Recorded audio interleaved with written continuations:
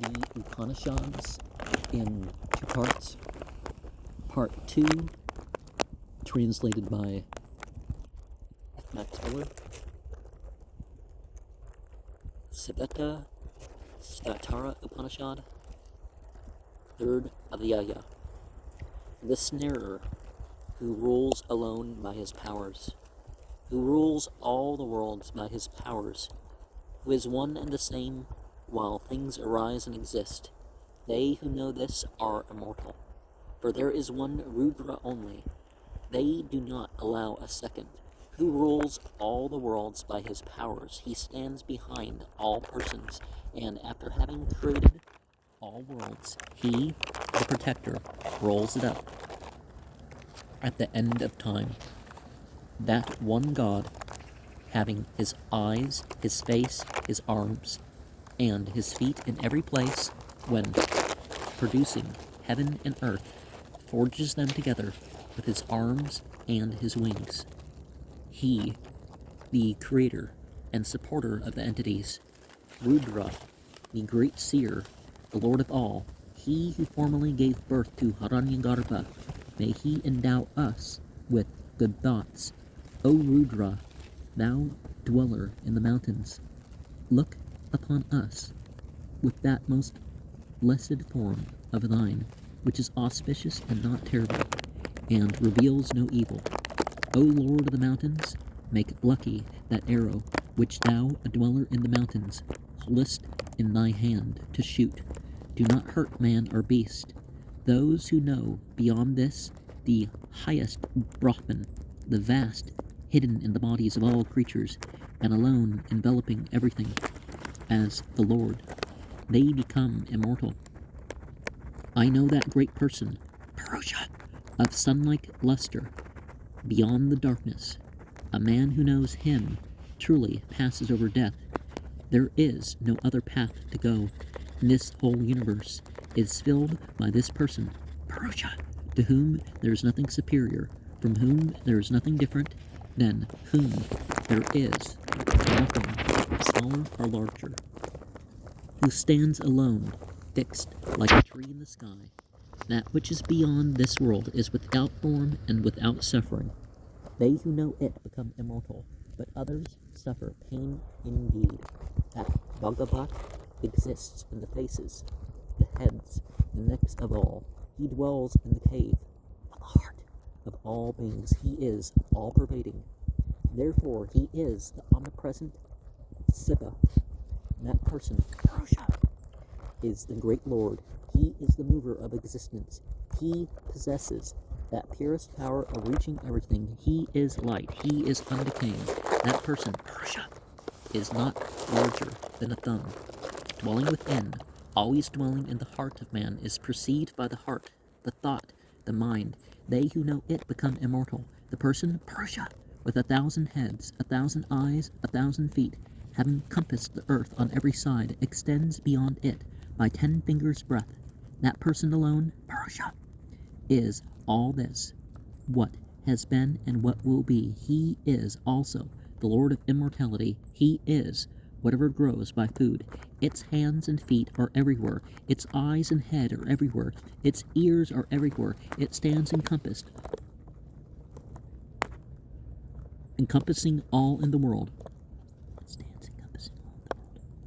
Separate from all the senses, yet reflecting the qualities of all the senses. It is the Lord and ruler of all. It is the great refuge of all. The embodied spirit within the town with 9 gates.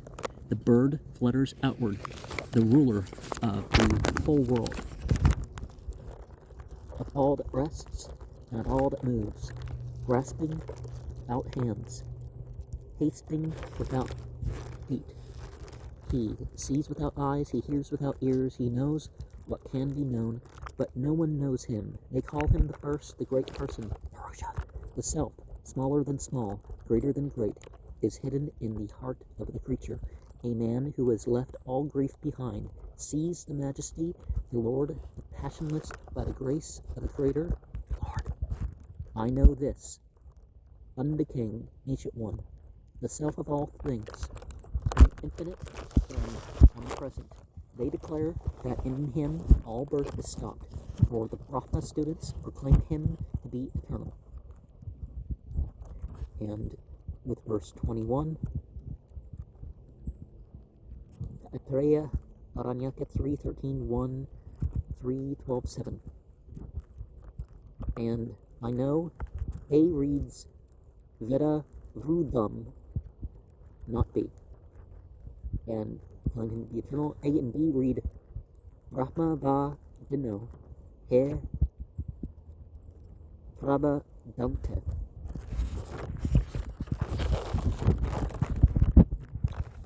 And that thing about the wings, having wings, doesn't mean that it has a form with wings, but rules a form with wings. And it talks about the devas. So, but wings is really the best way you can describe that in a way. Maybe now we'd say fluttery energy bodies or something. But they're not like bird wings. So within 9 gates. Katha Upanishad 5:1. Well, the 9 gates, the eyes, the ears, the nostrils, the mouth, the genitals, and the anus, that is the city of 9. Well, those are the 9 gates to our city. Verse 16, stands encompassing all in the world. Because even if deity is within, that doesn't, but deity is without all too, so,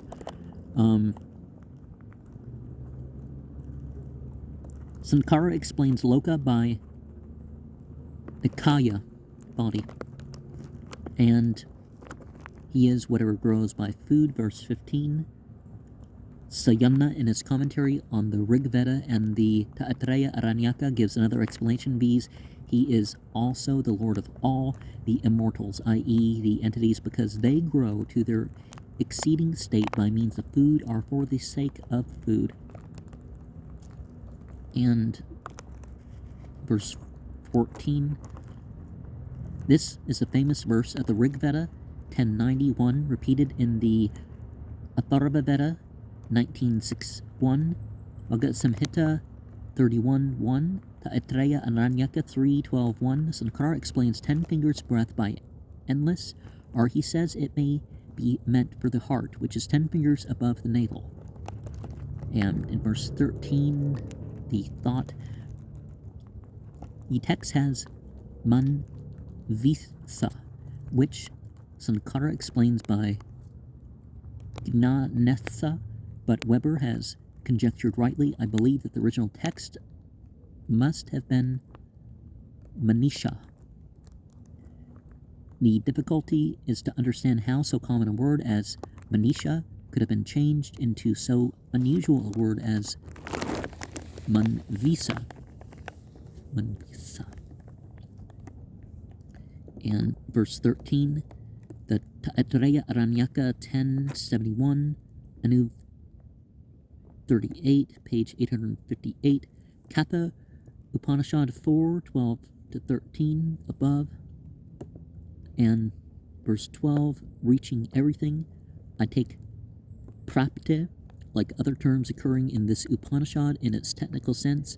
Prapti is one of the bhutes, or isvaryas, viz. The power of touching anything at will, as touching the moon with the tip of one's finger. See the Yoga Sutras.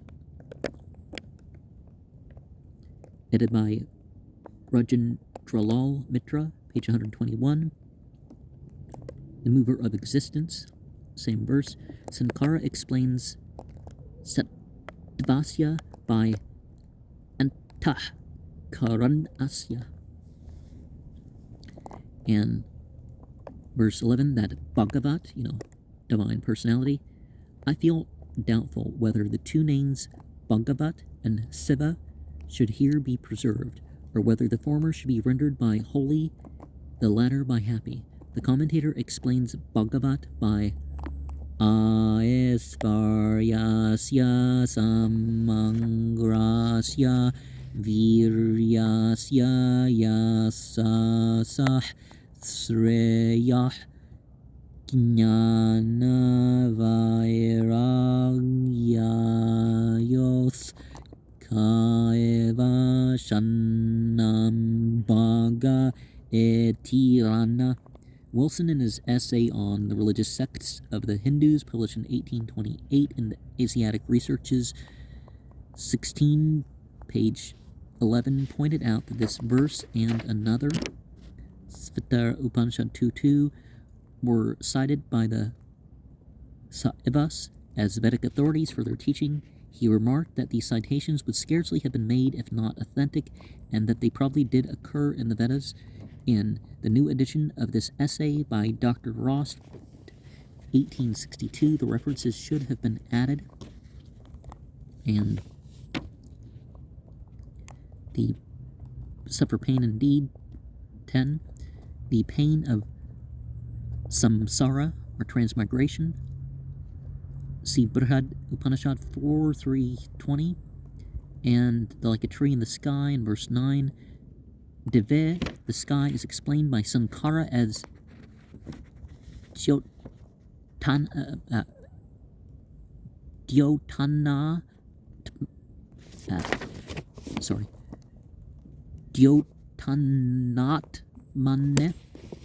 Svamahimne. Just a little touch on that. And verse 8, beyond darkness. See the Bhagavad Gita 8.9. No other path to go. See the Veda Upanishad 6.15. And verse 8 in general. Vagga Samhita 30.18 to Atreya Aranyaka 3.12.7 and 3.13.1. And verse 7, they become immortal. The knowledge consists in knowing either that Brahman is Isa or that Isa is Brahman, but in either case the gender of the adjectives is difficult. The Svetasvatara Upanishad seems to use Brihanta as an adjective instead of Brihat. I should prefer to translate, beyond this is the high Brahman, the vast. Those who know Isa, the Lord hidden in all things and embracing all things to be this Brahman, become immortal. See also Muller, Metrical Translations, page 196, whose translation of these verses has been adopted with a few exceptions. And verse 6, see the Bhagavad Samhita 16.3 to Atreya Samhita 4.5.1.1. Nila Rudropan, page 274, and verse 4.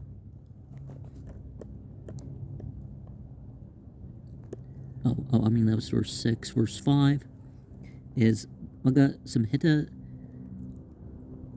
16.2 to Atreya Samhita 4.5.1.1.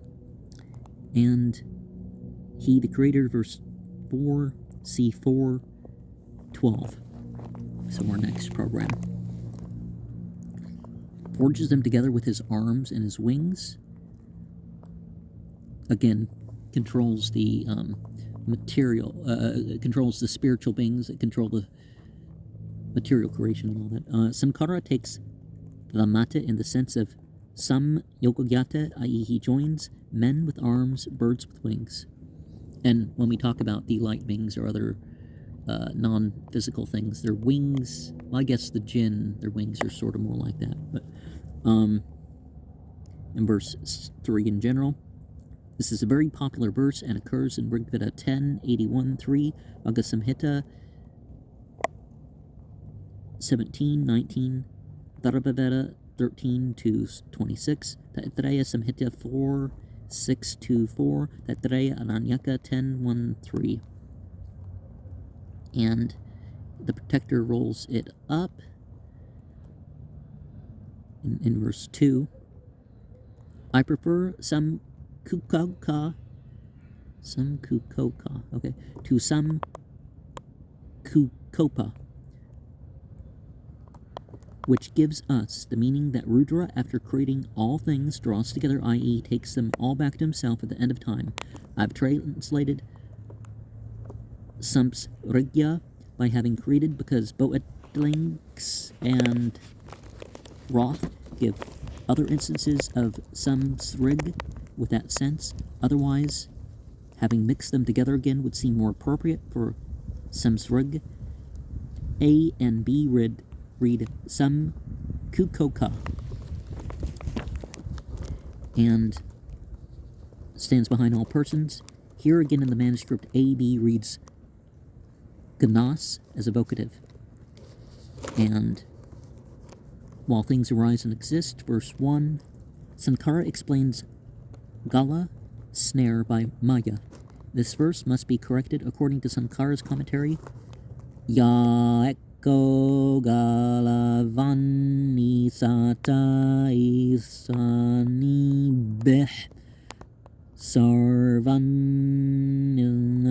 Kani Sata Isani Beh.